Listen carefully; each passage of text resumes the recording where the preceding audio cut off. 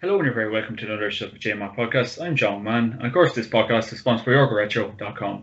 Use my promo code JMAC Podcast to get 15% off on their website. And as you can see, Connor's wearing the Throne jersey he got the other day, so it's an absolute beaut. So if you want to get your hands on that, use the discount code. So we're here today to review the weekend's games that just took place. So lots of goals, lots of exciting action, and an absolutely thrilling weekend. And of course, he had 107 goals across the 45 games within average of 2.2 goals per game. An absolutely incredible stat, and we have had some great action thus far in the Allianz National League. Connor, how are you? Yeah, all good now, going well, and just to say thanks for the jersey, nice fit, and it's hard to beat wearing a Throne jersey, and making sure Kevin gets a good look at it there. He looks like a young Plunkett Donaghy about 1987 without the same colour of hair and clonus. It's getting grey, so nearly the same colour. Not so bad. Connor, in return, I'm just hoping for an all-star. If you can post one down. Post. And the great Kevin McGurty, where is that jersey that I sent you? I don't know. You sent me it days ago. Listen, Conor Gurner's going to come on this show one day, and he's not even going to be in the pictures. 3 all-stars are going to be there, and it's Celtic crosses. So, if he wants to weigh me up properly, he can do that. Absolutely brilliant. That's absolutely brilliant. And did you enjoy the action as a whole over the weekend, Connor? Oh, I definitely did. Surely, as you say, great to see a lot of goals being scored. From a defensive point of view, maybe it's not so good, maybe, but it's great to see they're sort of chatting about this defensive football. It's been on the way out, So hopefully it continues now the rest of the league and in the championship, and we've seen more goals like that we have seen. So it's good to see, and it's all positive, I think, at the minute. Yeah, definitely. And I suppose, did you get much time to watch the football over the weekend with all the golf you're playing, Kevin? Small bit, to be honest with you. There were some great games. Division 3 North especially. I know that involves your own county, John, but the 2 games there were so competitive. I enjoyed the Dublin Cavan game, and the games in Division 1 North. Okay, we're going to be biased about it here, but by God, they were some games. So it's great to see, we were so used for 4, 5, 6 years to saying, look, the leagues are dead. It's easy, to bet on these games who's going to win. But they've been so competitive this year. And I don't know, maybe you'll maybe talk to Connor about it later, but maybe this is the way forward. It's the games at the start of the year are being so competed, and it's a very short turnaround time. You win one, you're on a good way up. You lose one, you're all of a sudden facing relegation. So maybe it gives the GAA food for thought moving forward and how the leagues are structured. Yeah, absolutely. And there's been great excitement, goals galore. And sure, we're not complaining, because it's mad, because I was looking through the results of some of the games, like Mayo 3-17, Meath 2-12. Like Conor Gormley, that's like we'll touch on to the game now in a few months, but that's outrageous. Great to see, and as I say, from a defender's point of view, that's leaving you a wee bit exposed, and maybe teams will look at that come championship time. It's hard to know, but hopefully not. And that's what you want to see. You're paying for games, you're paying in to watch games. You want to see scores, and the talent of forwards we have at the minute is brilliant, and a lot of teams even down through the divisions. So it's great to see, and as I said earlier, hopefully long may continue, and we look forward to the rest of the league semi-finals and the playoffs and championship, hopefully being high scoring. But that's what you want to be. That's what you want to be seeing. Boys going out playing football and taking great scores, and it makes it more enjoyable. I think more enjoyable, more better for the fans, or better for spectators to go and watch. Yeah, and word on the street is as well, Connor, you're being duly hunted to come in as backs coach for most counties around Ireland at the minute. I wish. I was getting the same money as Kevin there. Day job, I wouldn't mind. Listen, if some of us were getting the same money as Brawley, and both of his jobs would be all right. Absolutely. One could be so lucky. Right, lads, we will crack into it. In Division 1, you had Armagh against Donegal, Tyrone against Monaghan, Roscommon against Kerry, and Galway against Dublin. First game of the weekend, Armagh against Donegal, an absolutely thrilling encounter. And Armagh are looking good this year. Armagh 116, Donegal 116. Kevin McGurty, what did you make of it all? Yeah, I said at the start of the year, this is a massive year for Armagh. Kieran's going to have them really competitive. Look, yes, they're in a relegation playoff now, but if you'd offered Kieran McGeeney the 3 games, the competitive nature that Armagh have had this year thus far, I think he would have took it. They started off well against Monaghan, obviously. And I'm going to come back to that game in a second because this is the one bit in Armagh that I'm a wee bit weary about. Then they went into a game against Tyrone, really good for maybe 60, 65 minutes. Tyrone just, came through in the end. And then this game against Donegal. Now, the big issue for me for Armagh is they started well against Monaghan. They sort of then came back off the pedal a wee bit. Monaghan came into the game in the second half. They didn't get so well of a start against Tyrone and were chasing the game a bit at times. Okay, they got the penalty and could have gone ahead at that time. It just didn't happen. This is another example. Armagh starting the game well, really aggressive, on the front foot, and look what happened. I think with 15 minutes to go, they're 115 to 111 points up. They're in the ascendancy, and they don't take anything from the game. So that will annoy Kieran a wee bit. It will annoy his backroom team. But look, Armagh coming back up. 3 good competitive games against 3 local rivals. It's given them a real good grounding to go into the next game with now, the Roscommon game with. So look, all being well, it's been a decent league for Armagh, and it's a good grounding for them for the championship. And, that's what he wanted. So look, in a way, mission accomplished. A wee bit of work to do, but I do fancy them against Roscommon, if I'm honest with you. Yeah, absolutely. Yeah, super start for Kieran McGeeney and Kieran Donaghy up there, and Connor, another draw and a terrific game of football. It was surely, as you say, high scoring, open attacking football.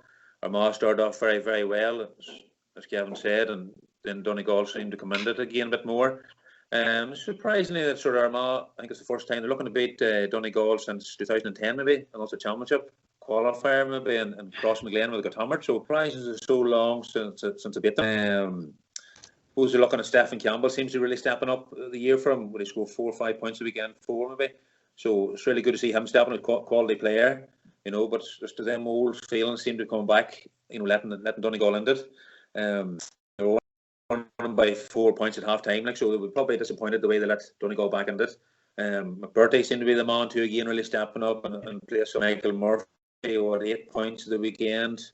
3 or 4 from free. So it was an interesting game. Good to see it. Post the bonus points or plus things for Armagh. Ross McQuillan's played, come back from Oz a couple of years ago, and his sort of first start since 19 or a couple of years. So it's good bonus for him back. And another player for Donegal or Armagh, would be Andrew Murnan. Murnan come on late on. He brings something different to Armagh. I've noticed this last number of years. So we're going to see if he gets a bit more game time against Roscommon and then looking forward in the championship. I suppose what I really liked about what was the standout score in the game was your man O'Neill's point from was 60 yards. Hit on for the stand start was a massive score. It was unbelievable skill and under a wee bit of pressure, man coming to block him and to do the on just was class and great to see. And a great entertaining game, and I suppose maybe fair enough result, maybe a draw at the end of maybe just and. Happy enough for Donegal. They got through there. Happy enough for the point, I suppose, and get through now to the league semi-final. Yeah, and it's an interesting thing as well, Connor. No Michael Murphy as well. So if there's no Michael Murphy for the Ulster Championship, Connor, who would you be looking at for Ulster? It's hard to know. It depends. The game's probably a tough one. Suppose you'd be looking at Armagh, see what Armagh can do now after Kevin said having a great league and improving a wee bit. So you wouldn't know what would happen. Again, Derry's in the background there, quietly working away hard too. So it'll be interesting. Donegal again, they got Owen McNeilis got game time of the weekend too, which would be a good player for Donegal. He could really come in as a leader if Murphy was missing. And again, you have Langton stepping up to the mark again with another screamer of a goal. He's really pushing on and playing well as well. So it'll be interesting. They don't really seem to be missing Murphy maybe as much as people might have thought. So I just wouldn't write Donegal off yet, even if Murphy was missing. John, that's a really important point that Connor's just put. And that's absolutely brilliant point the way he's shaped that. Look, Michael Murphy is Michael Murphy. He's irreplaceable. But when that happens to teams, and I'm sure Connor's played in them, and I've certainly played in them, when you've lost your best player, other people do tend to step up to the mark. New guys come out of the woodwork as such. Michael Langan is a huge player. He is for Donegal. He's lots of potential, right? Okay, he's over the last 2 weekends, he scored real good goals that have caught the eye and the imagination. But listen, this guy has been kicking points from 50 yards this last 2-3 years. He has talent there in abundance. As Connor's mentioned as well, Orr McNeely is a gem. He's a champagne footballer. So if they get them two guys working in tandem and they get consistency out of them, you know, all of a sudden, this strength and depth in Donegal, I think there's only two counties with that sort of strength and depth in Ulster. One of them's Donegal, the other one's Tyrone. So, look, we can go on all day about Michael Murphy. Whether he's there or not, Donegal will still be in with a shout because they've got good footballers. It's a matter of them stepping up to the mark. Yeah, definitely without a shadow of a doubt. And in the next game, you had Tyrone against Monaghan, a draw game in that one. And exciting throughout, but probably a draw was a fair result in the grand scheme of things. Connor, I suppose you were watching GA Go's great coverage of it. I was squeezing at the TV every time it froze, you know, but that's the joys of the live streaming for you. But I missed most of the second half. Seen most of the first half. I missed most of the second half then, but I got watching it then again last night again, so it wasn't too bad. But overall, maybe just a slightly disappointing game. It was a wee bit laboured at times and a wee bit slow.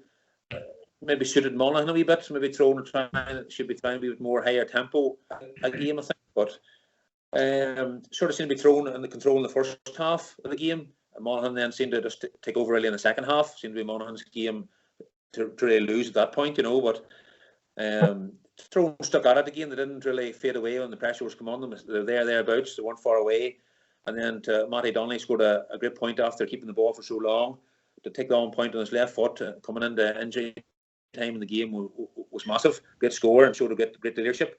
But again, couldn't write Monaghan off, and down the field they worked it, and Ryan McAnespy popped over a great score under even more pressure probably, and he looked up and he kicked the point. Rory Beggan was standing on the edge of the square right beside him. If you didn't notice it, there's interesting to see how that would all play out. Maybe they had a drop short, how it all works out. I think I seen in the ladies' game in the water break. Did you see that? Was it down? The referee blew the whistle, really kicked the ball out. And scored the goal, you know. So it's interesting how to see all that would work out. Back out, you know. But again, the plus point for Tyrone, I think, would be McCurry over the last two games has really stepped up the plate again. He's really didn't start the first game. He's probably wondering where he stood, but he's come in and really pushed the thing out and really been a leader for that Tyrone team. The thing that I liked about him was he done the Conor O'Callaghan cut. You see that he goes for the ball, he goes tearing out for the ball, breaks it on, cuts back inside. I think it was maybe Matty Donnelly, we pop over the head and got the score. So him and Conor O'Callaghan doing that cut they're dangerous doing it, and it's great to see that bit of new thinking. Really, it's changing the game. As a defender, you're tearing out behind McCurry. You think he's going to get the ball, but next thing spin, he's gone behind you, using the space behind us. Great awareness and great play. Plus, it takes great awareness from the person that's on the ball. They can see that happening and give the wee flick over the top then to McCurry or Con running on inside. So, but good enough for Tyrone. They're happy enough. They got through the semi-final and again, a great test now going down to Kerry in a couple of weeks' time. So, probably overall happy enough. And a few boys played very, very well, and a few boys to come in again and hopefully boost the thing. Like Calvin McShane to come back in maybe, hopefully for the Kerry game. And here in Wordy could be Calvin maybe that he'd be aiming for. You like to hear that, John? Calvin game, so big plus. But hopefully two teams motoring well, and it's good to see them going so well at the minute. Tyrone anyway, especially. Isn't it fantastic to see Tyrone hitting form just in time for the championship, Connor? It's brilliant, isn't it? And Kevin, yourself, how dare Monaghan or Tyrone not score a goal this weekend? Yeah, I agree with Connor. It was one of them games. It was laboured compared to some of the others, but maybe surprisingly to Connor, I'm going to make 2 points in Tyrone. Really impressed with them thus far. Look, I mentioned to you at the start of the year, I think Fergal had to get ruthless, and was seen maybe yesterday, the day before, come out in the newspapers. Conor McCalliskey's now gone. He had to make up his mind who he was going to go with an attack, and he was going to have to play on form. He's put in Dara Canavan, he's gone with him, he knows him from the 21s. Good. Fire him into deep end, let him learn. Darren McCurry, I fully agree with Connor on it. He's moved a wee bit out the field. You know, it's easy to wrestle a guy when he's in corner forward. When you got a guy like McCurry who's low centre of gravity, can jink, he's very good on the ball. When he's out the field and there's that wee bit more freedom, he's so much more dangerous. So I like that dynamic that they're having there. Tomas O'Shea made a quote during the week as well about Paddy Hampshire and a couple of others at the back, which is very important. We talk about goals this weekend, but Tyrone have a couple of dogs as well that can stop other teams forwards, and that's really important for them going forth. And whilst Monaghan had, you know, it's good to see them have Jack McCarron back involved and kicking a few points, albeit from frees, but good to see a guy like him stepping back up. Stephen O'Halloran has been quite consistent, and obviously Colin McCarthy added a few to the scoreboard as well. So good to see them guys coming on board. We talked about, you know, assisting Manzi, you know, going forward, and that's bright spells for them. They didn't start the league so well. They've had 2 decent performances. But the other point I'm going to make about Tyrone, it's an absolute and utter disgrace what the GA are making Tyrone do this Saturday night. An absolute disgrace. So you're asking boys who are, let's face this, who are employed. I'm near certain Matty Donnelly works and lives in Belfast City. So he has to leave work on Friday night. He has to go and meet a bus. He's to go 4 hours into the night to get down to a hotel in Kerry to prepare for a match for 5 o'clock the next day because it bloody well suits TV. It doesn't suit fellas. Now, I don't know most of the other Tyrone boys' circumstances, but these are the people that make our game. And I think it's an embarrassment that they're making them do that this weekend for 5 o'clock. What chance have Tyrone got going out onto the field? Seriously, I mean this, they're up against it this weekend. Because GAA people, egg and onion sandwiches and slurp tea, make these decisions that these lads here, who are the ones filling our stadiums, the one that people are paying money for, and yet Tyrone have to go down there. I'm fuming about it.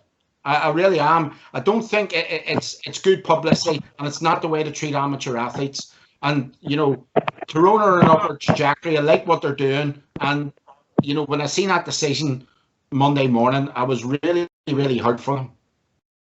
Yeah. Kevin, can you tell us what you really think? No, you're right. You're bang on. You're absolutely bang on. And Connor, any opinion on that?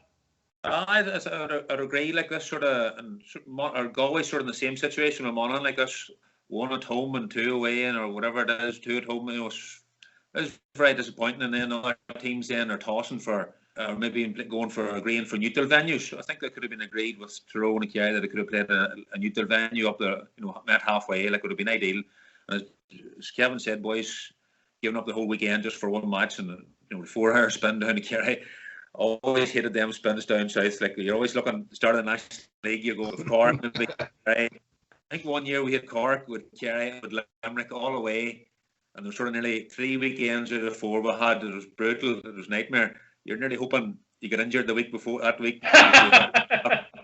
Travel down, you know, that sort of way, or maybe 2 yellers or something that you missed the next game or something because you didn't have to travel.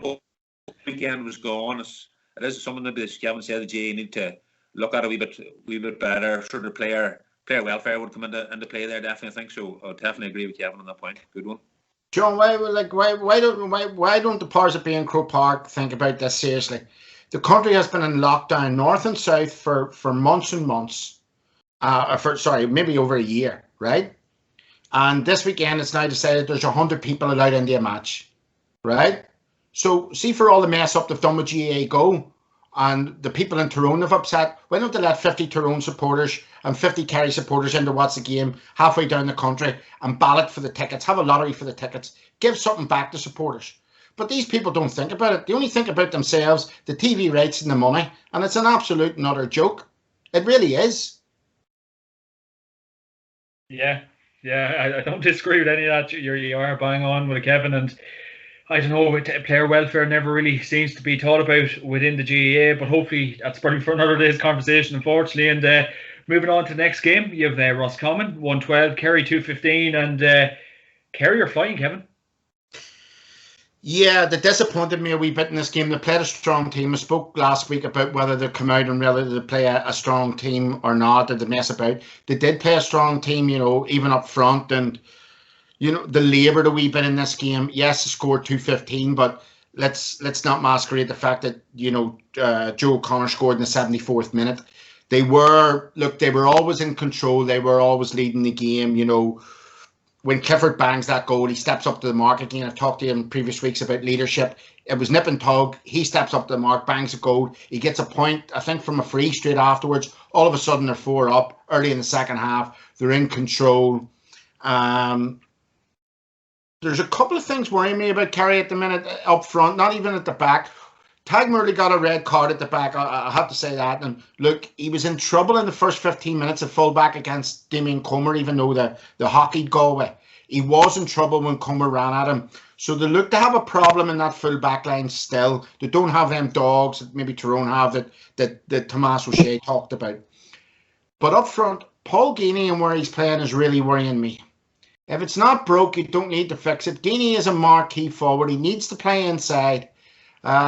He seems to, other people are getting the shout in there, and he seems to be just another add-on to that. Okay, contributed a point this week, but it's his overall game contribution, his importance to Kerry that's worrying me. Yes, it's another win. Yes, it's good momentum, but, coming into a league semi-final now, Tyrone coming down there, as I say, it's not ideal for Tyrone, but, I don't know, and I mean this, I don't know if Kerry have the backs to cope with Tyrone. I really don't. I think Tyrone have maybe 1 or 2 defenders that can at least put some shackles on the Cliffords and on the likes of Darren Moynihan and on Paul Geaney the way he's playing at the minute. So yes, they got over the line, but still major questions for Kerry to answer moving forward for me, John.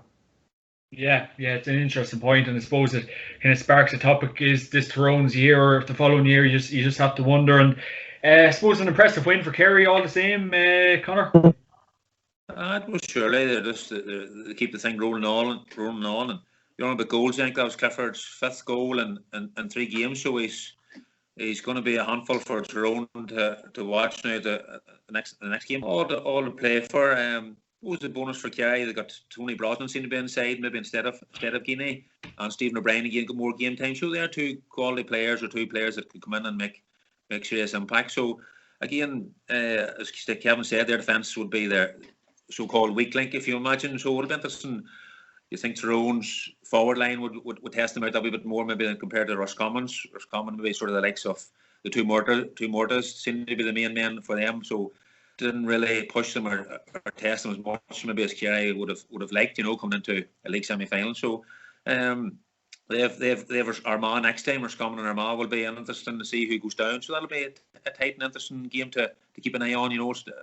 2 sort of evenly matched teams, you would imagine, on paper anyway. So a good game to look forward to for both. Kerry are the team that's the forward line that scares me at the most. Like as we mentioned before, Clifford and these boys and his brothers were playing very well. Geaney could do anything, could change the thing around and play inside on you, and Sean O'Shea is a master at any frees from long range at the minute. He's quality at free kicks and stuff. So Tyrone have to be in the yard that way. Do they set up defensively against them, or do they go at them and attack them like they've sort of been doing at teams? So an interesting game and a good look forward to. And one Kerry will relish as well. Like they love always playing Tyrone, and they're always good competitive games. But as Kevin mentioned earlier, the home advantage and the travelling might hamper Tyrone a wee bit.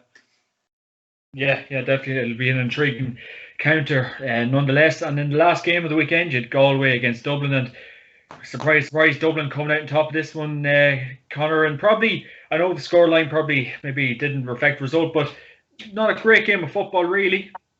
No, not really. I watched most of it too. It was sort of a wee bit disappointing as well too. You just always felt Dublin were in control. Kilkenny seemed to be the man in the first half, especially just linking the play, could be inside, outside, taking scores. Just was sort of unmarkable, really. Seemed to be the third quarter, really. Dublin sort of really pushed on. That's just got 1-2, maybe the scrappy goal, and after that, then from McCallaghan. After that, really, it was 6 up, so it was basically game over. Though Galway did push it back a wee bit till I think 2 points, but Dublin never really seemed rattled. And then they got the late goal from the new man coming in, was Aaron Byrne. Yeah. Come in and got the late goal. Nice wee finish off his left foot. It was a nice wee top corner finish for him. So good to see. But Dublin again bleeding new players, and again Aaron Byrne came on. the Sean McMahon wing half-back, starting wing half-back, had a fairly good enough game. The midfielder again, Petherborough, maybe midfield, sort of all slotted in and without really much fuss. But again, it's just the machine keeps rolling on, and Dublin's going to be very, very hard to stop. And they just, hey, what can you? We've talked everything's been said about them. Not just good, hey, but they're the ones to watch. Again, for Galway, I suppose, play now. Play Monaghan. Pádraig Joyce giving out about Monaghan having home advantage against them again. Similar to Honors Common, will be an interesting game. How do they travel up? Will they travel well? I suppose it's given a wee bit of incentive now for them, a wee bit of a bite to go and prove the GA wrong. They should have been a neutral venue for that game, or should have been in Galway or whatever. So, but to see how Galway cope with that and how they all manage against Monaghan, which will be again another very interesting and intriguing game to look out for. Yeah, absolutely. And I don't know about if it was the fatigueness from training a couple of hours later, but that Dublin game bored the living daylights out of me. Kevin McGarty, what did you make of it? It was look, I hate going after Conor Gormley because he steals my points. You know, I've got it down here on a piece of paper. When I did watch this game, the one thing that does take me about Dublin is we talk about Brian Fenton over these last couple of years, and maybe Conor Callahan snatches the headlines or Mick Fitz at the back. If you stop Kieran Kilkenny, you're a hell of a long way to stop in Dublin. The consistency of that man over the last 4 to 5 years is incredible. Not only the scoreboard, I like him because as a forward, he always wants to keep the scoreboard ticking. He wants to contribute himself, but what he does for other players, how he brings them into the game, his drive is superb. Dublin were really in second gear, let's be honest. Galway were playing almost full tilt. It was a boring enough first half, 8 points each. Connor's right, when Conor Callahan gets that goal, Dublin sort of up at a wee gear. You always knew they had something extra in them. Okay, for Galway, it was a good run out against the best team in the country. It's good preparation, get into the game next week. And then obviously into the Roscommon game, especially, you know, Pádraig Joyce should be happy enough after the first outing that he's got 2 decent games under his belt now, and his team have showed a decent attitude in them 2 games, a bit of drive, a bit of fight and a bit of drive. So that's encouraging for him. For Dublin, you know, Conor mentioned Aaron Byrne coming on, another new name. Look at the flip side of this. I'm reading on the train today an article that Mick Galvin has now come out today and said that there is still a future for Rory O'Carroll, for Cian O'Sullivan, and for Kevin McMenamin. I mean, these guys have maybe 15 All-Ireland medals between them. And we're talking about experienced, good footballers who haven't got a run out yet in the league, you know. And, you know, I played football with Cian at UCD. If Cian wanted to go work for JP McManus as a horse, he's Orga, you know, he's a thoroughbred. The fella's a thoroughbred athlete, and he's not getting near this team, you know. And Rory O'Carroll, the same, played with him, lovely full back, you know, not getting in there at the minute. You've got to ask these questions where the strength and depth ends, you know. So for me, Dublin are just the team to beat, to cruise through this game, second gear. Look, they're going to get a much stiffer test against Donegal. John, you're probably hoping that match is up in Breffni Park, are you? Fingers crossed, Kev, fingers crossed. I'd say all them hungry gets in Monaghan Town will have all sorts of, they'll be already getting the hat flags and headbands out to sell for over the limited price to Donegal and Dublin supporters coming down. So look,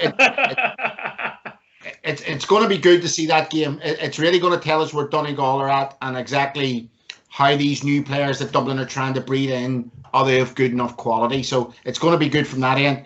On the flip side, I don't fancy Galway going to Monaghan. I don't. So that's going to be a really interesting game, but I just don't. I don't fancy them going up there. Monaghan's a hard place to go, as Conor will tell you. They have a couple of boys stepping up to the mark, Monaghan, and I was quite impressed by their last 2 performances. So I'm going to go for Monaghan in that game, if I'm honest. Yeah, absolutely. And of course, guys, this podcast is sponsored by OrgaRetro.com. Using the promo code JMAC to get 15% off on the website. And as you can see, Conor is displaying the Tyrone jersey, so get your hands on that if you're a Tyrone fan. And Kevin, one thing I'd have to say to you, the 15 All-Ireland medals between them, but there's a club All-Ireland like Cian has, unfortunately. He let me know that one day too. Cian Keane has every medal in the book. I think he's even a miraculous medal too, because he goes to chapel unlike some of us. You must be like Jim McGuinness, Kevin. You must have went to every college in the country, did you? Connor, I was never at an IT. That's all I'm going to say to you. I was never at an Institute of Technology or a Polytechnic.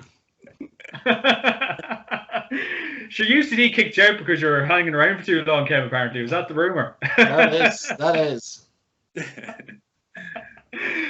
And we'll say no more. And moving on to Division 2, you had a fairly good result for Mayo. 317 to Meath's 212. Two potential Division 1 teams, Kevin, and another very high-scoring game of football. Yeah, it doesn't really. I actually followed this game quite closely because, as you said last week when I spoke to you, I said to you I would be really interested to see how Meath would get on. Look, it was a dead rubber. Mayo did blood a lot of new players, which is good to see. A lot of youngsters come up.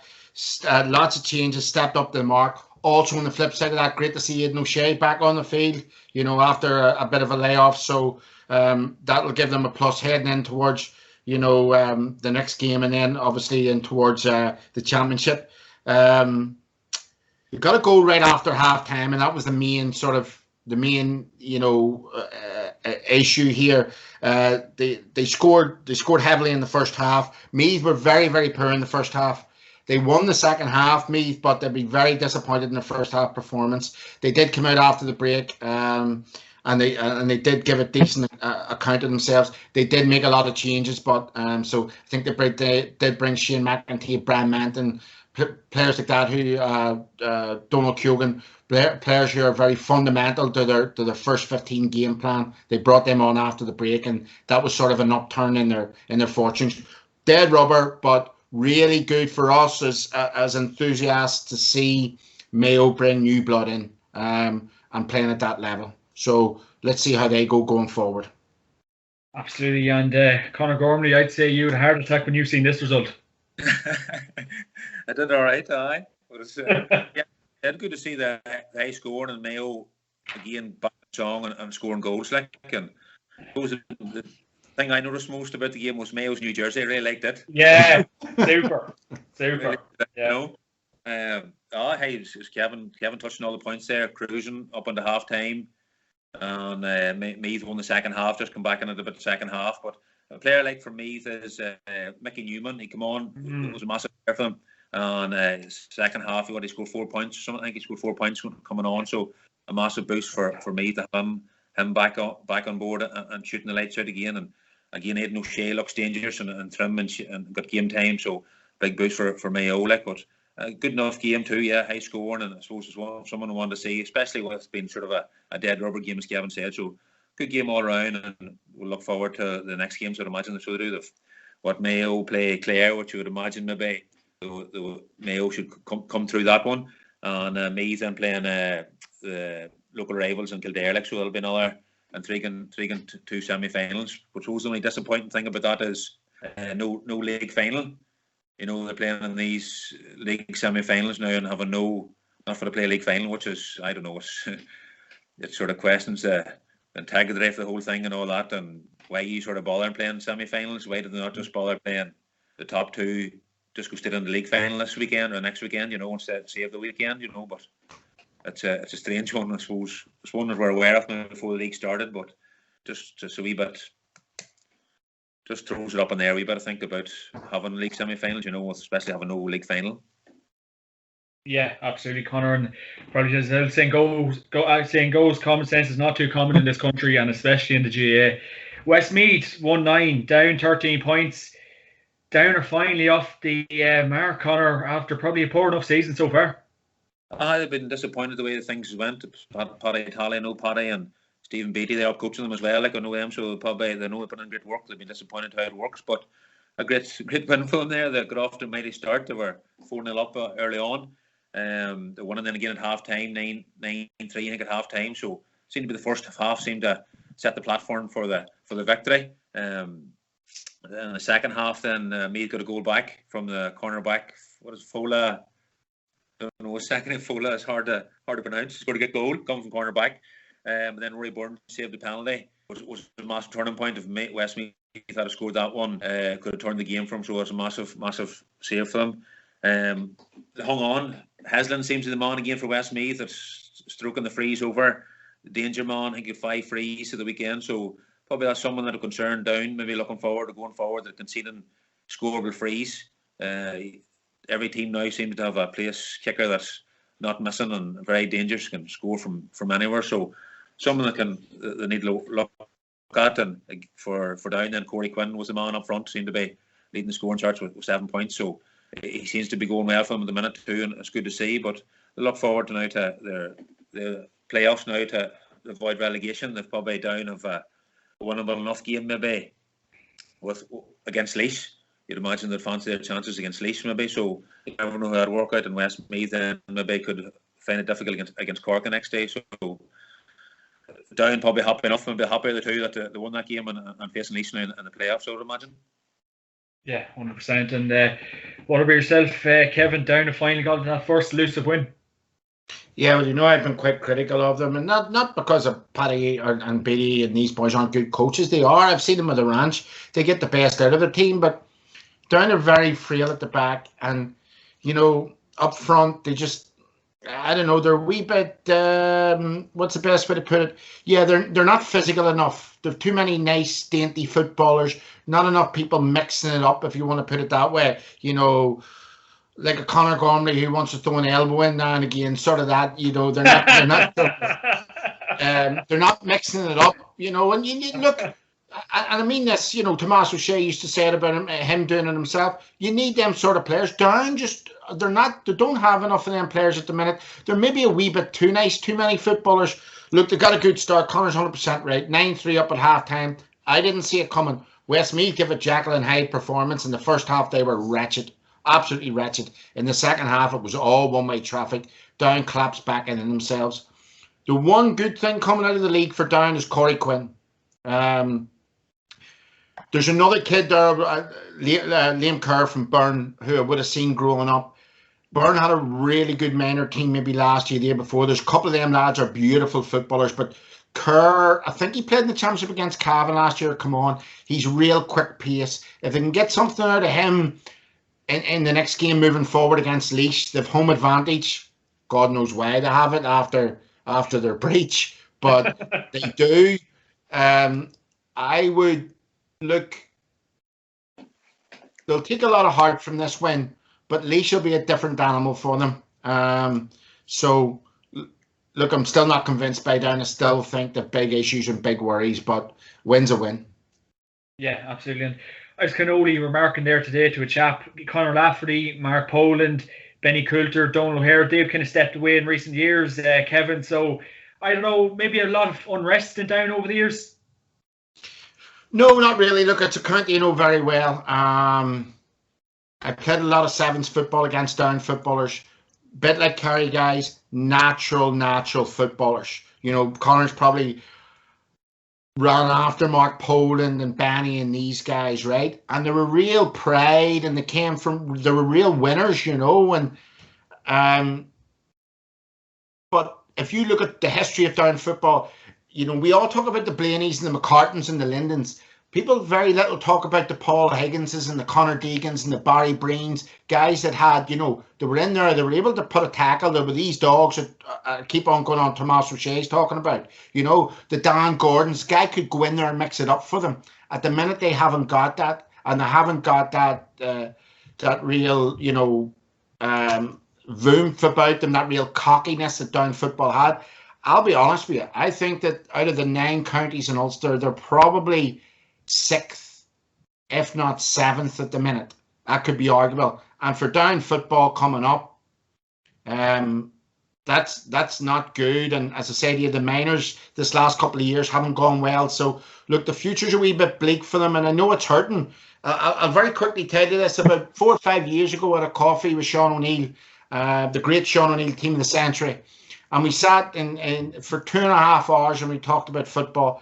And he was big. He was a big influence of mine when I was at Queen's. And he used to tell me about Tyrone.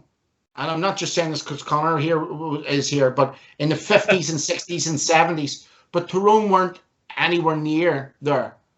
But Sean then says they got their act together, and now look at them. And he was talking to me in the era where Down football was sort of, Tyrone was #1 county in Ireland, and he had seen them coming from nothing. And I think Down need to go right back down there to do similar to what Tyrone did. They need to get into the schools and the minors, and I keep on saying this, but it's important for them to know, and the clubs, and build from there, because as I said before, Down Ulster needs a good cocky Down coming forward. Yeah, absolutely, and it'll be interesting to see, can they make some sort of a breakthrough in the next year or two. And in the next game, you had Laois against Kildare, and Kildare gave them a right hammer in 2-18 to Laois's 1-8. Conor Gormley, Jack O'Connor has his men moving rightly again. I seems to have, surely. I was 13-point win, so great for them. The motoring right, as you say, they seem to be in total control of that game. And the thing that's really big. Good is they got 10 different scores, I think, in that game, which would be massive.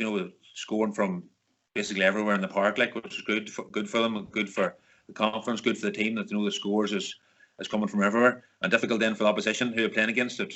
These boys can score from anywhere, so who we're going to mark, where they're going to come from. So it's throwing a bit of a headache up for a lot of teams about them. Again, the 0-6 maybe from the bench as well, which is good impact when you've subs coming on and making impact and scoring heavily for like that there. That's just great. Again, trouble for the opposition down the line. These boys are coming on, they make an impact. So who do we watch? And so it's good for Kildare at the minute. Laois really seem to be just sort of struggling a wee minute. They go to travel against Down, so I don't know. Maybe fancy Down for that one. Maybe with a bit of home advantage, I might just fancy Down for that one. For Laois, maybe the only thing I noticed there was Ross Munnelly, the evergreen Ross Munnelly, come on for him after sort of 5 or 10 minutes to go. So it's sort of, I don't know how long he's playing. It must be about 45, I think, Ross at the minute. So, fair play to him for sticking at it. Mighty player, marked him. I chased after him. I didn't mark him. I chased after him 1 or 2 times as well. A mighty player. Good to see him still kicking away and playing away for Laois and giving that commitment. He's a mighty servant and a great to have man of that experience. There's no sports shop in Ireland can buy that experience. So it's great to see him going and keep kicking away, But probably the only bonus for Laois at the minute, maybe, that he's still about. Yeah, absolutely. And would it enhance you to come out of retirement, Conor? No way. Only if it's a weekend trip to Limerick. You'll only go down to Limerick for a weekend. Me and Ross can stand in the corner and hold hands. Brilliant. And Kevin McGurty, Mike Quirk didn't let Laois off the leash last weekend. No, look, I thought they were in the right direction with him. It's been a really poor league. Look, they have good players. I've said to you before, John Loughlin, another guy I played with, the 2 Kingstons, Evan O'Carroll. These guys, they're good footballers, but they haven't covered themselves in glory. That's 2 home defeats, by the way. Which, it's always hard to go to Laois. It's always hard to. I played a Division 2 match down there a couple of years ago, and I tell you, they're very well supported, and they're worth a point or 2 extra when you're playing them in Port Laois. So they'll be really disappointed, and it's a big game for them this weekend. A proud county like Laois going up, Down as well. Proud county. That's one of the big teams that's going to fall there next weekend. For Kildare, look, the Jacqueline Hyde's got to stop. Jackal 1 week, Hyde the next week. Clare defeat, and then they go away and they kick 2-18. Again, Conor Gormley must have 3 screens at home, because I've got the exact same screen up as him. 10 different scores, 6, not 6 from the bench. So I don't know. Are they 2 brothers, the 2 Flynns that scored the 2 goals? I think so. Yeah. So. Again, Kevin Flynn's a really good player up front. He's a really strong player. So, moving forward, look, they've got a big game against Meath now. It's probably the game I'm looking forward to most, because that's the pretender to the one team that in the future may be able to challenge Dublin is either going to be Meath or Kildare. So that's going to be a real interesting game. There'll be. Look, the league is these 2 teams' priority, so that's going to be a real big game for these 2 teams. That is their season right within that 70 minutes of football. Yeah, 100%. And in the next game, we had Clare against Cork, and our scoreline of Cork 22 points, Clare 118. And Kevin, I think you got this one wrong last week.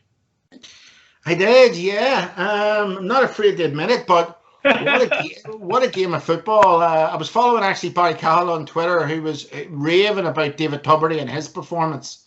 Brian Hurley was excellent for Cork as well, but look, again, bit like Kildare for Cork, stop the Jacqueline Hyde, that consistency, it just didn't work out for them. Look, I think Cork will stay in Division 2. I do fancy them against Westmeath. And look, Westmeath have put in 3 decent performances, but they're going to be up against it going down to Cork. The good thing about this is Clare never took their foot off the pedal. They kept on chasing Cork, but Cork had that staying ability. They just kept ahead of them. Okay, they lost Hurley towards the end, at the end of the game, but, it's a good confidence booster for Cork getting into this Westmeath game, and I do fancy them to stay in Division 2, which, looking forward to the future of football, that's a positive thing to have them up there. Makes it really competitive. Yeah, definitely. And a good 1 point win for Cork, Conor, and I suppose it's good confidence building into the championship also. It will be, surely, definitely. Plus point was by Cahill O'Mahony, come on. I think it's nearly first 3 touches. He turned and spun, kicked 3 points far. He got 5 maybe overall. And very, very good, very great impact sub. So I'd imagine he'll be pushing for a start the next day. Looked very sharp, and a great plus for Cork to have. Good to see Hurley back on again, that playing well again, the way he got sent off and that, but a massive player for them as well. But just David Tuberty, I watched that game. I thought he was immense. He rolled back the years again. Was reading of the game, positioning of the game, where to be, even for the penalty, long ball in. He was reading the top down, got on to it, cut across his man, won the penalty, and then dispatched it lovely as well. So his kick passing the inside line and was very good as well. So an excellent performance from an old hand. Thing for Cork was what I noticed about Cork. See Luke Connolly, see his free kicking style, very, very strange. Yeah. Sort of stands sideways and does a spin around and does a wee jink or someone, but he's very accurate and good enough. But I thought his free kicking style was a wee bit strange one. But again, I'd imagine it'll be along with Kevin. I imagine they'll take Westmeath now and stay up. It'll be a massive blow if they happen to get beaten that game and go down to Division 3. So I'd imagine Cork will push on and beat Westmeath in that relegation playoff. But another thing I noticed about that game too was the tackling technique. Tackling technique, especially in that game, was very, very poor. They were maybe trying to slow opposition down or whatever and get a wee bit of men behind the ball and don't let them expose the defences. But just a horrible tackling, even 1-on-1 from cornerbacks and stuff, or even sort of so-called good tacklers was very, very poor, and it's something that someone just noticed, particularly in that game. Maybe not so much in sort of Dublin or the Galway game, but I thought that game was, the tackling was someone that maybe to both teams could be looking into. It could hurt them down the line, as I said earlier, with free kickers being so accurate and so good at the minute. That's something that could hurt teams down the line, I think. Yeah. Well, Conor, if you think that's strange, Antrim have got 3 wins in a row in Division 4, so stranger things are happening at the minute. Yeah, I knew that's why I let him speak first. I knew he was going to come in with the throne thing. I knew it was coming. Oh God, here we go. Moving into Division 3, you had Cavan against Derry, and Cavan 2-11, Derry 1-16. Kevin McGarty, what did you make of it? I really enjoyed this game. I actually watched 90% of this game back. Now, and I'm not getting at you, John, by saying I really enjoyed it. What I enjoyed was Cavan's spirit coming back into it. They looked dead and buried to me. And then Martin Riley pops up with a goal. Groyd McKiernan then at that stage stepped up. I was really disappointed in the first 30 minutes of Cavan, if I'm honest with you.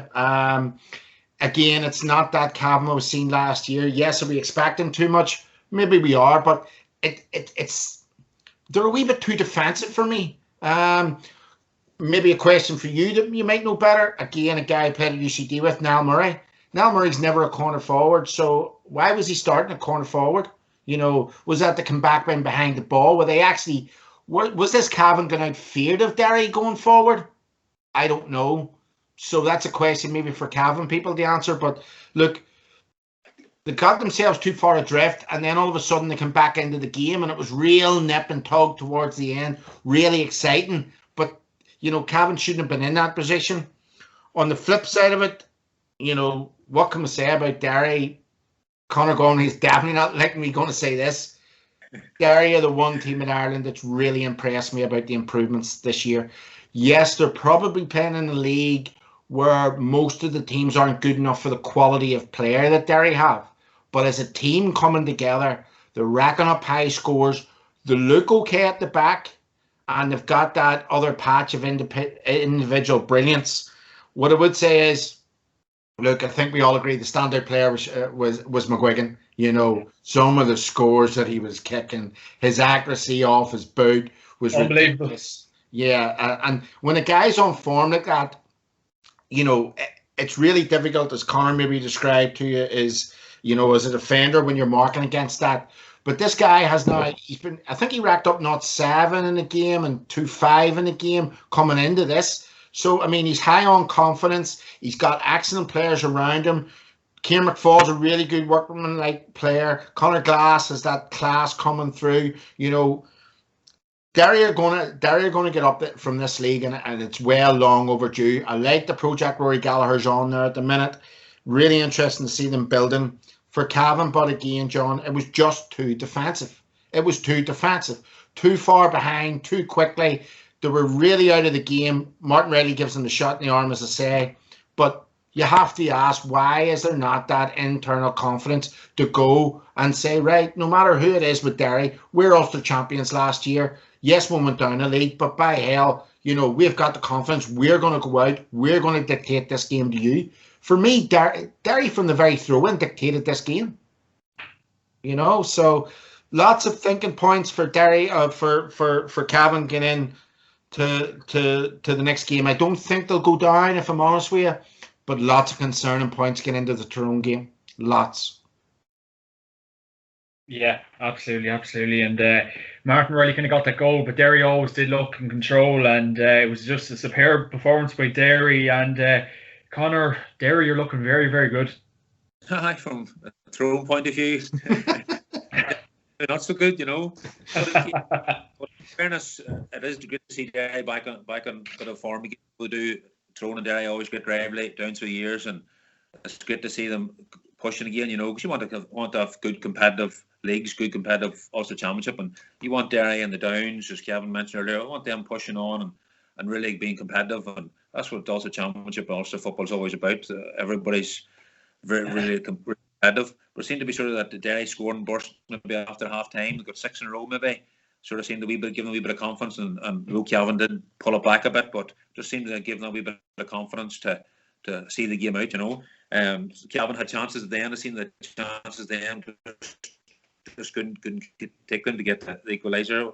As I mentioned, but Joe McGuigan, I seen him in a few games. Also, was someone special, and he's really has a talent, and he will be one to watch out for over the next number of years. He will take watching. And they've Limerick now the next day, so I would imagine Derry will be looking to push up into Division 2 next year. It'll be a massive disappointment if they didn't get there. On the flip side, then, as Kevin said, Cavan would be wondering what's nearly going on at times. Did play rightly during the game against Derry, but disappointed overall league campaign. They've Wicklow again now the next day. You'd imagine if Cavan to go down to Division 4 would be catastrophic for them. It would be a massive blow heading into the Championship. But even over the next year or two, it would be massive to play in Division 4 football for them to progress at an Ulster level, to keep competing at the high level would be a killer blow. So, but go with Cavan. I'll go with Cavan says that it should see off Wicklow, but they would have concerns leading into Championship, especially against Tyrone playing in Division 1, and Cavan struggling maybe at the bottom end of Division 3. Yeah, absolutely. And there's a lot of work to be done against yourselves now for the next couple of weeks. And hopefully the Cavan lads can get the work done in time for even the Tyrone game, and obviously for the Wicklow game ahead. And in the next game you had Fermanagh against Longford. And so as I was talking to you, Kevin, Friday night about Longford, and you laughed at me. So Conor, what do you think of this game? Just seen the highlights of the game. I suppose it was an interesting enough game. Sean Quigley seemed to be the man just that saved them at the end with a 76th minute or 77th minute to send them into playoff against Offaly. I suppose they're probably happy enough to get into playoff in the semi-final against Offaly, the way the season's panned out for them, hammered against Derry. Now they're sitting in a league semi-final, so they're probably happy enough the way it went. Probably again sort of like Cavan, maybe a lot of improvement, or like Down, a lot of improvement to do. They got off to a good enough start. Seemed to be in a good enough start after 10 minutes. So at one lead and no score up. But they let Longford back in it, and their level sort of after 20-25 minutes or so. So it seemed to be a lot of frees giveaway. Maybe seemed to be the problem. Again, chatted about the tackling earlier on. It seems to be a common theme there in a lot of teams that foul a lot is causing them bother. Didn't seem to be leading at that stage. After a poor start, come back into the leading then to sort of by a point at half time. But Fermanagh fought back and to level the game. Then it was a bit of credit for them in the second half. They didn't give up. They have Offaly now the next day, so they'll be confident enough. They'll be thinking chance getting into maybe a league final, maybe, or you just never know. But for Ricey, will be jumping in the bit to get the improvement done there. Massive. Potential for Fermanagh, they can do things one day, maybe sort of the Jekyll and Hyde that Kevin mentioned about Kildare, a wee bit Jekyll and Hyde, some days good, some days bad, so a lot of improvement to do, but happy enough, I'll say, the way things went and sitting in the league semi-final.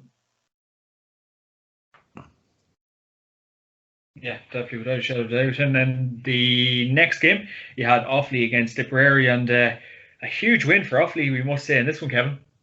Yeah, really interested to read John Mahon's comments this last couple of days on this project, and Offaly's very, very enthused about it. Again, they have an excellent mixture of a bit of experience in Bernard Allen, McNamee, and then that bit of youth coming through as well. So, at the start of the year, he would have been looking really at staying in this league. That would have been the target. They were poor enough last year. And now look where they are. They're in with a real chance against Fermanagh. He gets teams very fit.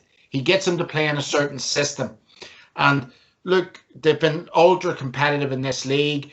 Big turnaround over this last 7 months from where they were this time last year.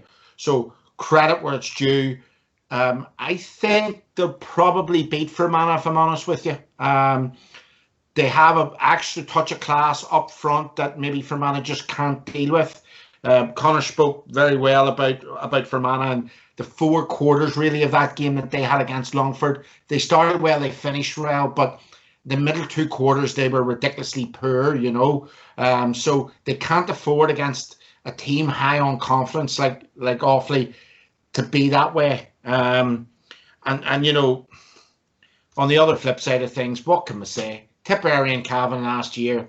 That's why I love a knockout championship, because you will get an upset. But, the regression, where on one hand we have Offaly, the progression, the regression in Tipperary and their performance is worrying, to say the least. Look, I do think they'll stay in the league, if I'm honest with you. But, we wanted them and Cavan to kick on, and it hasn't really happened. That's, I suppose for me, that is one of the big minuses of this year's league, is that these 2 teams that we wanted to kick on haven't done so. And Tipperary will be equally disappointed, given that they've added quality in Philip Ryan coming in from Dublin, to what they had. So, a typical game of a team progressing versus a team regressing, and, John Mahon working his magic again. Yeah, absolutely. It's the mind boggles with Cavan and Tipperary this year. Maybe the fortunes might change for the championship, who knows? And in the next game, you had Wicklow 112, Limerick 219, and Connor, a very convincing win for Limerick here. It was surely seemed to be in control. The whole seemed to be the 2 goals really that just killed Wicklow off. 2 goals sort of midway through the final quarter for Limerick. Was Hugh Working good one of them, and he finished with 1-5. Seemed to be the main scoring threat for them. So Limerick were leading at half time and just seemed to cruise cruised through or happy enough to get through, and the 2 goals really boosted them, and they look forward now to playing Derry the next day. So which had how good Derry's going in the minute and the quality players. So it could be maybe the end of the road for Limerick in the league at that stage, you'd imagine. But again, the happy enough way that the league has went for them. In the league semi-final, another game before the championship kicks in. So probably happy enough and the way things went. With Wicklow, probably conceding the goals at a late stage in the game will be a concern from them. They play now up to Cavan now the next day, so you'd imagine, as we said earlier, Cavan will pull through that one. But probably Wicklow just still a lot of improvement to do. You know, they're down Division 3. It'll be a bit of a blow again, as I said, like Cavan going down at Division 4. They've been pushing hard to try and stay in that division. That'll be the main aim, to try and stay there and push on a wee bit. But they could be up against it now. Cavan maybe come back and down again to Division 4, which will be a bit of a blow to a team like Wicklow that want to be improving and getting up the ladder a wee bit. So that's the way it works out, unfortunately, for them. They've a tough game against Cavan coming up. Yeah, definitely. And moving on to Division 4, you had Carlow 2-12, Wexford 2-11, and Kevin, no luck for Wexford once again. Yeah, again, a mystery to us all. Look, I did expect Carlow to win this, as I said to you when I spoke to you last. Carlow were the standout team among these 3 teams. They're just a shame that they only get 2 games each in this particular league. But Wexford, I mean, over the last 3, 4, 5 years, Wexford have just been gradually regressing. We take into account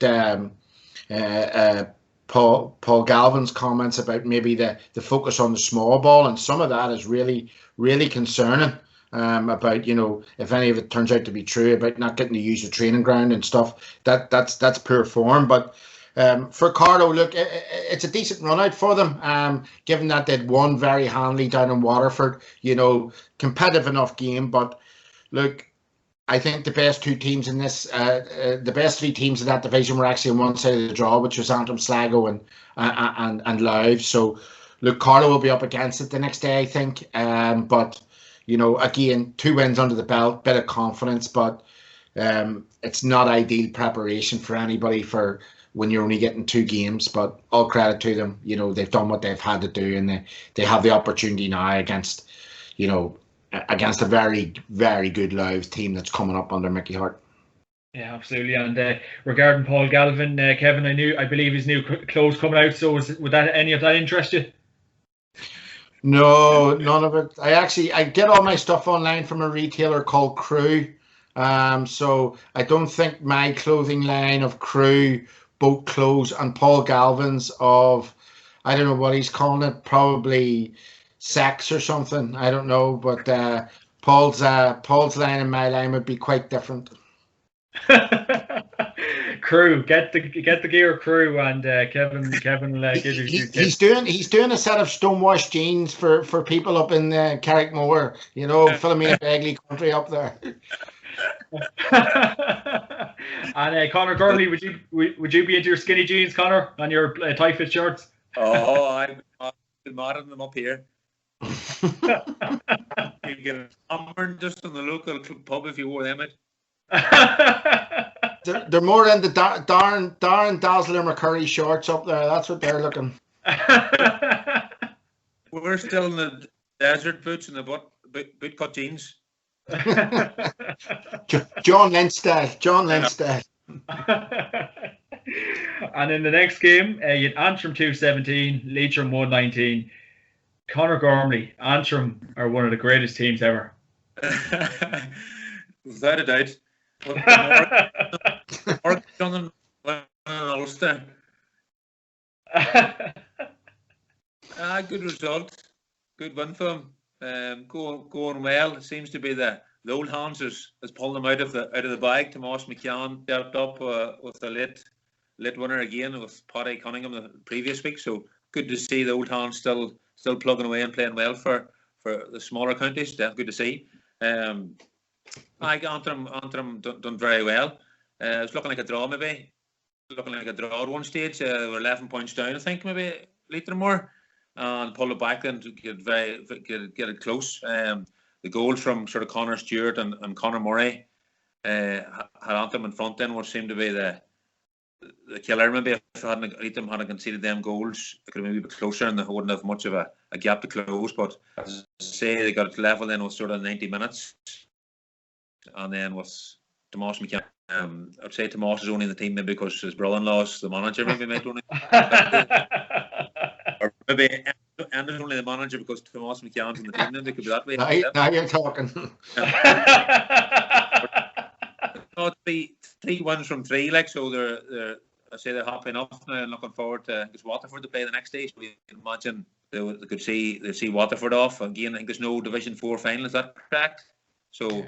But disappointing. I imagine it'd be nice to get a league final and have a league medal or a league trophy to go for it before championship. But slightly disappointed again. There's no league final. But Antrim motoring well, and they look forward to the next Waterford and look forward into the championship. I'd imagine a wee bit of a surprise package maybe coming into the Ulster Championship.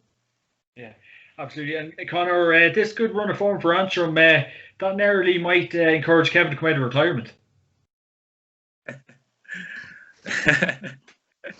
Might need water boys maybe, would they?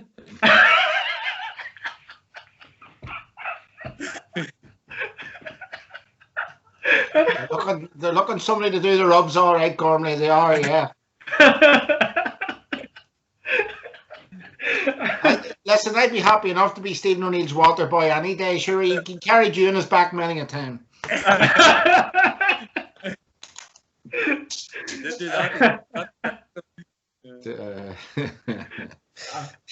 And Kevin, yourself, mighty win for the mighty Antrim. It was and it wasn't. Yeah, Connor's sort of hit the nail on the head regarding, the way the upward trajectory that the lads have got there. Look, they've always had good players and good scoring forwards like Tomas and Paddy and Conor Murray and Ryan Murray. Young Stewart from Ballymena, he's just mentioned, come in and he's played consistently, which is a good thing. And it didn't really dilute the team this time around. He could have ran a couple of players from the bench, but he went with a steady enough team. He's given them that young lad coming in, Stewart, a bit of game time, which is important. And they've got the attitude right, which is good moving forward. The one big issue is they were well ahead in this game and they let Leitrim back into it. Similar enough to what happened with Sligo.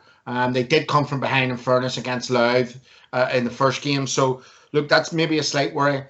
Another issue of player welfare. They're going down to Waterford 12:15 on Sunday. It's about getting back up the road then for guys who work on Monday. I think last year when there was a lot of nonsense going on about the end of the leagues and stuff, Antrim agreed to accommodate Waterford just to get the game played in Louth or in Drogheda or somewhere like that. So Antrim actually gave up home advantage just to get the game. So there's a wee bit of maybe a bad taste in the mouth about Waterford maybe not coming up to somewhere like Portlaoise and respecting what Antrim did for them last year. So, they'll go down there with high hopes and confidence. And look, I think they'll have too much class for Waterford. I hope to do. And, fair play to the lads. First year have come in, upward trajectory. Long may it continue. Yeah, definitely. And Conor, just to touch on Enda McGinley, I was watching an interview with him last week. A very smart man.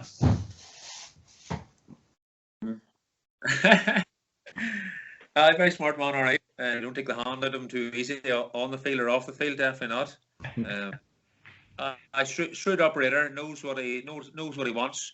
Would have an idea of how he would like his team set up, how he would like his team to play. He would be very.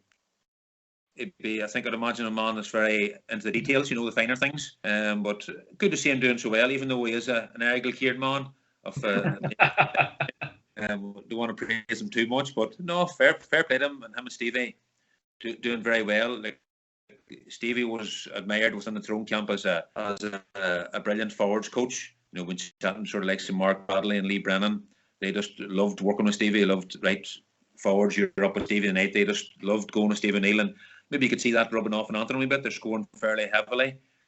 As I said, the older hands are the boys are stepping up to plate, learning new things and taking the thing by the scruff of the neck and leading Antrim. And fair play to them. It's good to see the boys doing very well for Antrim. And I'm supposed to long may continue. And as I said, we've been to see how they get on in Ulster Championship. You never know. Just we surprise maybe could be in the rack. Maybe it's hard to know, but. They give it a good rattle anyway, that's one for sure, and they give it a good rattle, I'd imagine. John, can I maybe ask Connor a quick question on one player that's enthralled me, but yet puzzled me a wee bit? I think he knows him quite well. Mark Bradley. Yeah. So I watched him. I remember watching him up at the Polytechnic, as I call it, up at Jordanstown one day, and he was phenomenal. The kid has wizard feet, and he's a love. He reminds me of James McCartan a wee bit. He's so low to the ground. He can play. He can kick the ball with the inside of the foot, with the outside of the foot. He's great movement. But for so long, you know, he comes on. I talked to you before about that All-Ireland final. He scored not 3 or not 4 off Kane O'Sullivan before they changed it up. But for a long time, he hasn't fitted in Tyrone. Do you think nearly now is the time that he will fit in? His value will be seen? I'd hope so. Probably a lot of people were chatting about maybe a size, maybe let him down a wee bit. As we say, size shouldn't really matter. We played them in the club championship last year, and he sort of basically destroyed us in the club championship. He was their main man for Killyclahar, and he's been doing that this last number of years, 4, 5, 6 years. He's been the main man at club level, and it's just maybe transferring that maybe into the county scene. Maybe just slightly wee bit inconsistent in his performance, just a wee bit. He just hasn't really been hitting the heights maybe that he maybe has been doing at club level, if you know what I mean. He's been just a wee bit up and down. Anytime he's got a chance with Tyrone or maybe a bit of a run, he's played well, but maybe then dropped down a wee bit on the performance level. So maybe that's just sort of let him down. But I'd hope now within the new setup, a bit more attacking wise, a bit more thinking on maybe that Tyrone have showed this last number of games. Hopefully, it'll fit into that system, because he can play anywhere. He could be sort of a corner forward coming on the loop off like McKenna or Machine. He could be out at centre half forward, threading wee balls in, linking the play. He's very, very intelligent player, and as one probably personally that you sort of wonder, why is Mark Bradley not on today, or why is he not playing more? He's one player that I really would like to see a wee bit involved in the Tyrone team. He's an exceptional player, and he can do it without a doubt. It's just performance levels, consistency wise, I think it just needs to raise that a wee bit more, and I think that's where he would get into the Tyrone team a bit more. Yeah. And Conor, lastly on it, would you agree with Kevin saying that Steve O'Neill carried you over the years?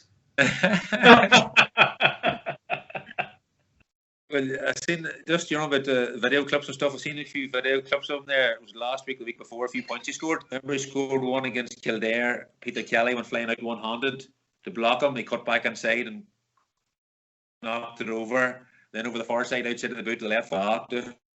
It was exceptional, just exceptional. Like that was in the game. Imagine what he was like at training, what he was doing at training. Like, he was just taking the hand out of us boys at the back. They played the game with Tyrone. Like, he's just exceptional, and a real deadly serious man.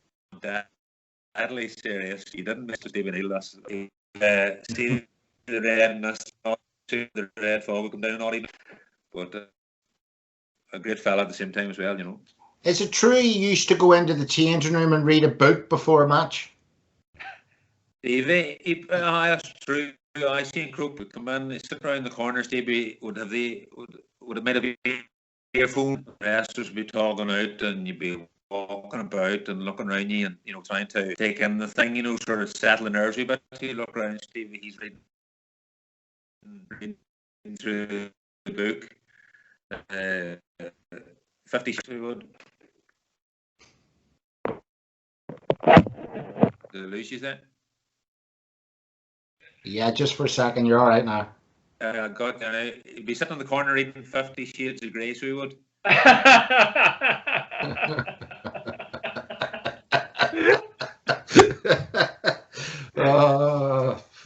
Brilliant. And Kevin, what books did you read before any Antrim games? Penthouse, Playboy, Hustler. No, everybody has different. You pick up wee things when you're in the changing room, John, with people. Sometimes I used to wear 2 pairs of socks, and one of them always had to be my club socks underneath, even if they were playing with the county team. And somebody puts on their sock first, and other people have weird tendencies. I'll tell you a great story. 2003, we played Cavan in the championship, and actually in the following game, Conor Gormley bait the shit out of me. I think Mickey Hart mentions it in his book. He bait me up, but we beat Cavan unexpectedly, and we had our manager was PJ O'Hara, larger than life character in one way or another. So anyway, we're in the change room after the match, all jovial and jolly. And them days there was a bar under the stand at Casement. So we're in getting a shower anyway, and PJ lands in the shower with the rest of the boys, taking the shower, larger than life character. So anyway, I go out of the changing rooms, and there's PJ scrubbing himself down, and all of a sudden he starts putting on this 3-piece suit. So I'm wondering what he's got a 3-piece suit at the GA match for. He says, "Oh, there's too many bastards in here wanting to see me beat. Watch when I go in here to the bar, they'll all start buying me pints." Lo and behold, PJ leaves the changing room, walks in. "Oh, well done, PJ. Well done. Do you want a pint?" He says, "Oh, they're all backstabbing bastards now, aren't they?" So it was always his tradition after an Ulster Championship match to dress in a suit and go into the bar for a pint. But he was you get all these different characters with different, facets. Yeah, absolutely. And I wouldn't say he got too many wears out of that suit when he's managing Antrim, but sure we'll he got one against Cavan one day anyway, so you can shut it. And moving on to the last game of the weekend, you had Loud 318 and Sligo 114. So Kevin, before you send me into Raptors, Mickey Hart got another win for Loud. Yeah, well, this was possibly in many ways the game of the weekend. So much on the line for these two teams. First season for the two managers. Obviously, okay, Sligo had to go away from home again, but Loud were in control for most of this game, and okay, Mickey won't like conceding 114, but he came in probably with his eyes open into Louth, and he's a lot of work to do there. But you know what?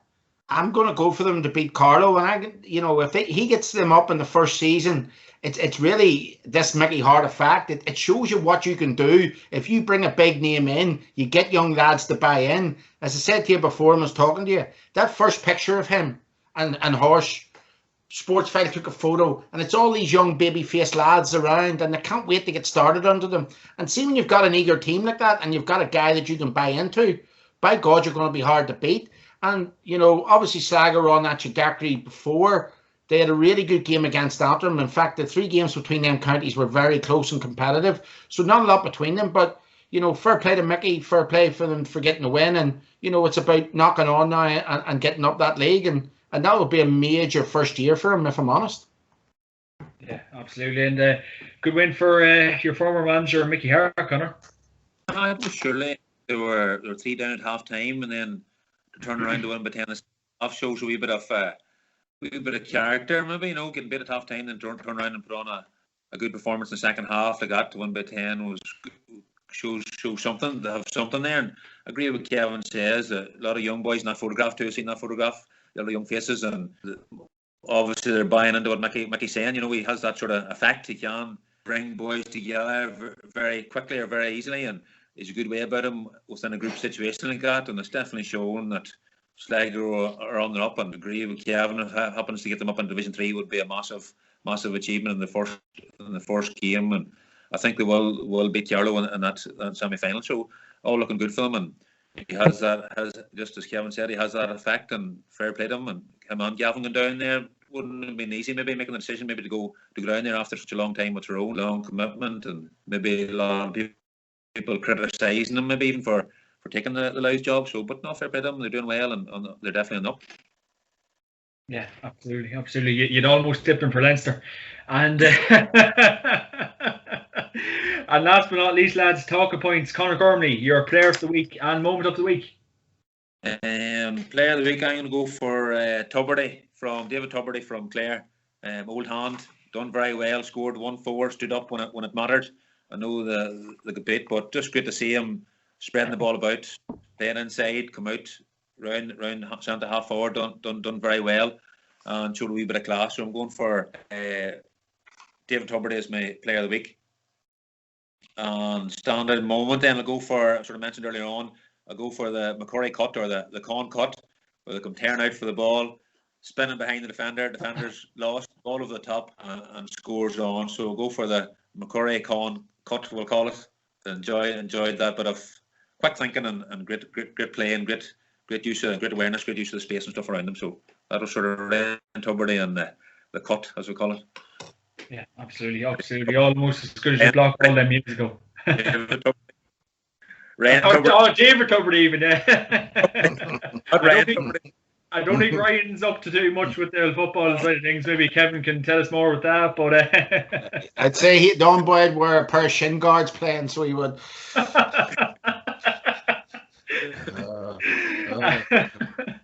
And Kevin McCarthy, your player of the week and moment of the week.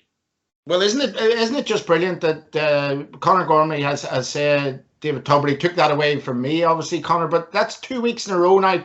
Two of us, I said last week it was Owen Cleary. So 2 Clare footballers is not just magic for the development down there. The moment of the week, I don't think you're going to see much better than Langan's goal. It was just purely beautiful. Pace, power, the finish, guy with a lot to prove. So, he's shown glimpses of brilliance. I'm going to go for somebody a wee bit different this week. So I went for Con, then I went for Owen Cleary. Basically I went for Conor Costello the first week on what they scored. Do you know what? I seen I'm stuck between Conor McKenna and Matty Donnelly. I tell you why. I just seen wee glimpses of what they can be. Conor McKenna, I think, is going to add a lot to Tyrone. He's just a wee bit rusty at the minute, and it's not just all coming off for him. But you know what? Yeah, I'm going to give it to him. I'll tell you why. Because there's lots of potential in him. And if Tyrone can get him in the right motor right over this next 3, 4, 5 weeks, they're going to be a difficult team to beat. So, yeah, McKenna for showing his glimpses of class. But Matty Donnelly coming through as well is an important factor and worth a mention. Yeah, absolutely. Well, my player of the week was Shane McGuigan, and probably my moment of the week was one of his points when it just curled in over the bar and it was slow motion. It was probably one of the points of the weekend. I'm going against the grain there, but he was absolutely sensational against the Breffni boys on Saturday. Well, that wraps it up for another week, gents. Thanks a million for joining me this week. And of course, this podcast was sponsored by OrgaRetro.com. Use my promo code JMACPodcast to get 15% off on the website. And as you can see, Conor is sporting the Tyrone jersey if you have any interest in it, of course. Conor, Kevin, thanks a million. Cheers. See you, Conor. Good luck, man. Bye-bye. See you. Thanks, boys. All right.